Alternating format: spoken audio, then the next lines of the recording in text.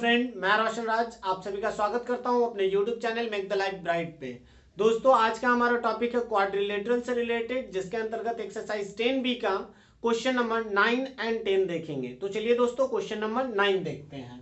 9 number में दिया गया है कि ABCD is a parallelogram in which AB is equal to 9.5 centimetre and its perimeter is 30 centimetre. Find the length of each side of a parallelogram.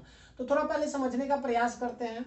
मान लेते हैं कि ये एक पैरेललोग्राम है, ठीक है, ABCD, AB, this one is C and this one is D, ठीक है, जिसमें AB का लेंथ दिया गया है 9.5 सेंटीमीटर।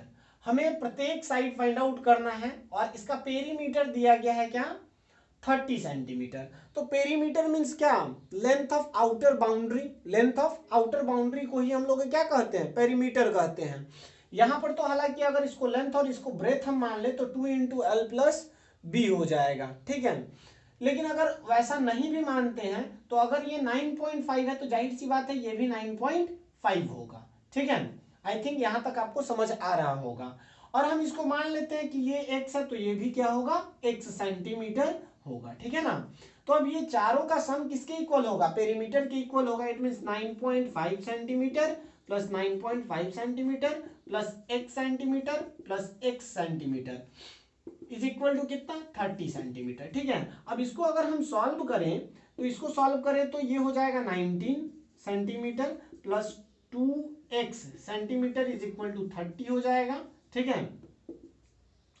और यहां से अगर हम इसको सॉल्व करेंगे तो ये 19 उस साइड जाएगा तो मतलब 2x centimetre is equal to, हालांकि देखिए इक्वेशन आप जब लिख रहे हैं तो सेंटीमीटर मतलब कि यूनिट लिखने की कोई आवश्यकता नहीं है। लिख रहे हैं तब भी ठीक है, अदरवाइज अगर नहीं लिख रहे हैं तो कोई दिक्कत नहीं है। तो मैं यहां से हटा देता हूं, ठीक है।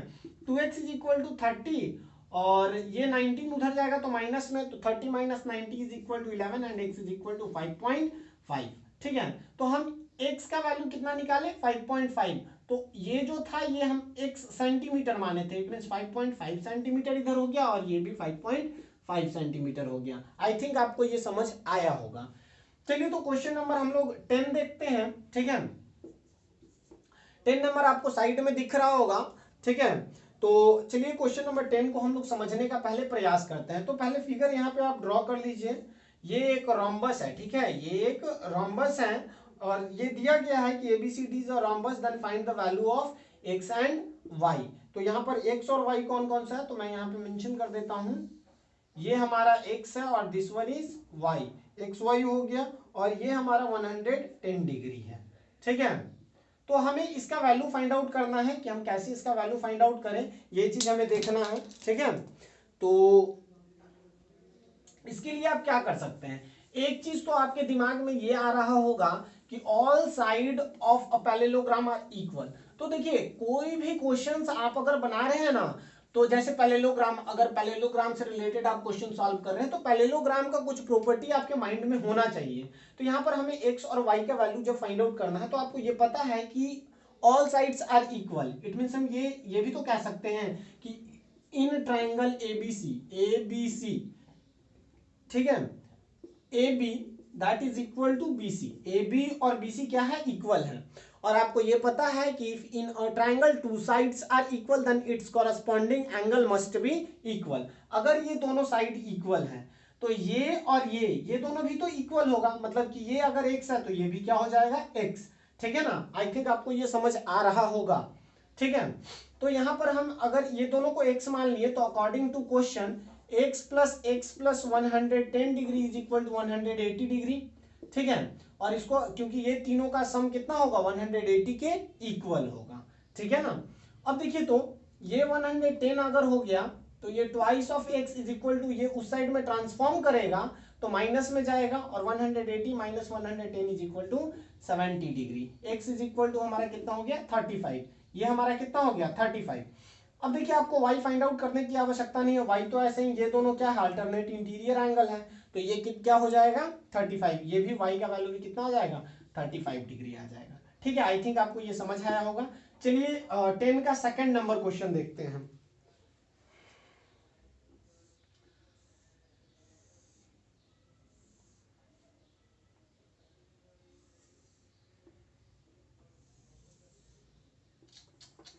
इसको इसको मैं ड्रॉ करता हूँ फिर से, ठीक है।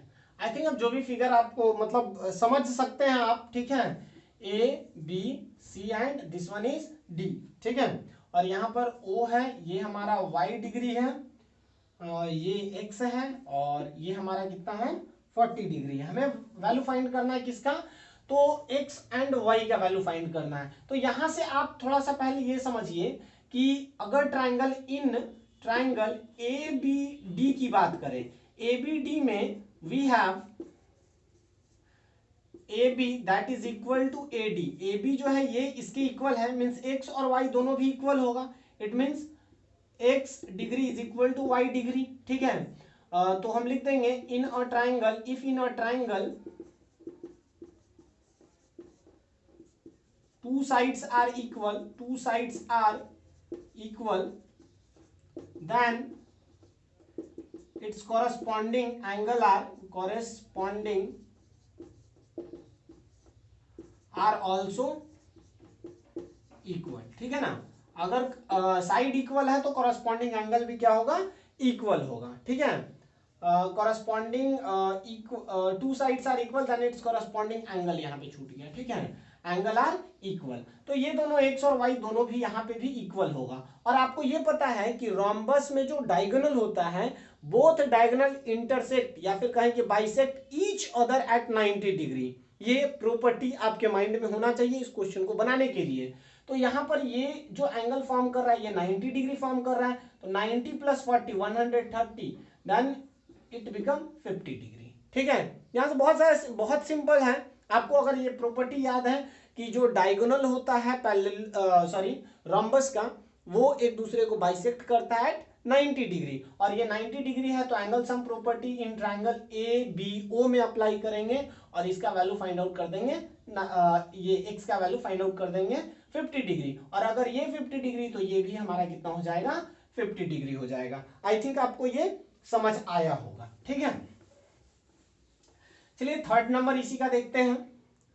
थर्ड नंबर फिगर कुछ इस प्रकार से है।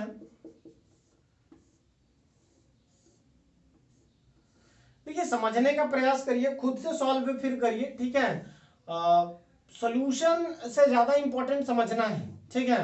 अगर आपको समझ आ जाता है तो आप आसानी से उसका सॉल्यूशंस भी कर सकते हैं, लेकिन अगर समझ ही नहीं आ रहा है तो फिर तो दिक्कत है ना।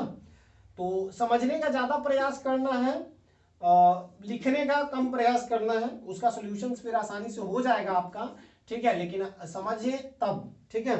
यहाँ पर हमारे पास ये y डिग्री है, ये x है, ये 62 है, ठीक है।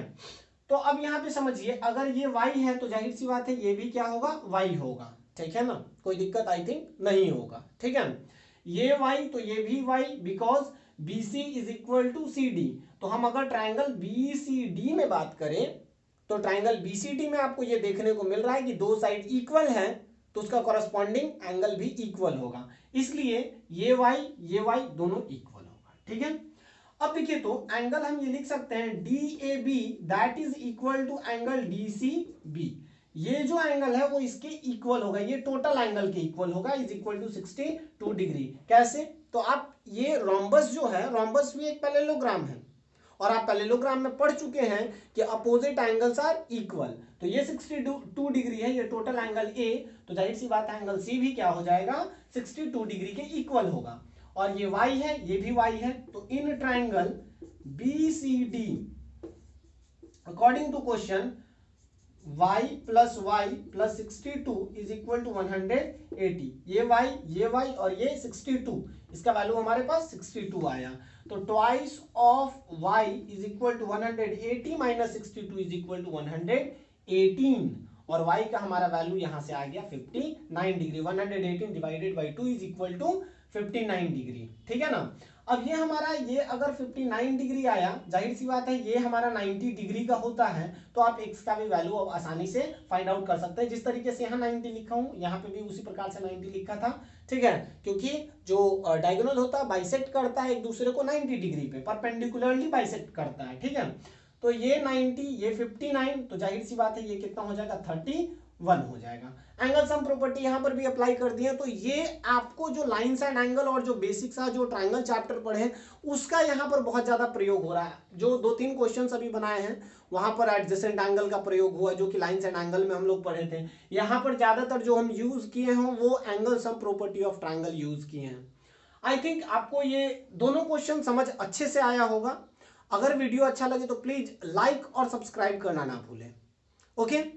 और अगर आपको कोई भी दिक्कत लगता है और कभी ये फील होता है कि कुछ और हम में इंप्रूवमेंट की आवश्यकता है तो आप जरूर से जरूर कमेंट करें। मैं आपके कमेंट का रिप्लाई जरूर करूंगा और उस पर फोकस जरूर करूंगा कि हाँ ये चीज इंप्रूव होना चाहिए। ओके ओके, गुड बाय, जय हिंद।